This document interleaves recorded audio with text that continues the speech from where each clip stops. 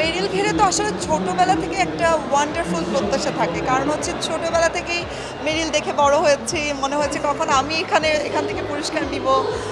আর খুব এক্সাইটেড থাকি। আসলে আমাদের কাছে মনে হয় যে এটা আমাদের মিডিয়ার একটা ঈদ, মেরিলের প্রোগ্রাম মানে।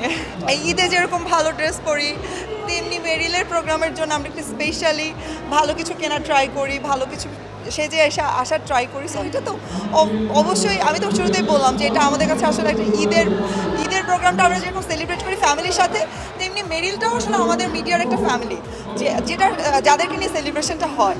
সো ভালোই লাগে। আচ্ছা, নমিনেশন নিয়ে বলবো যে নমিনেশন যারা পেয়েছে তাদের সবাইকে অল দ্য বেস্ট। সবাই ভালো ভালো করেছে বলেই তো নমিনেটেড হয়েছে। আমিও গত বছর ছিলাম, বাট আমি এবছর নমিনেটেড না, তারপরও এসেছি, কারণ এবার আমি ফার্স্ট টাইম এসেছি, কারণ আমার প্রতি বছর ইনভাইট করা হয়, বাট সামহাও শুটিংয়ের জন্য ব্যস্ততার জন্য আসা হয় না।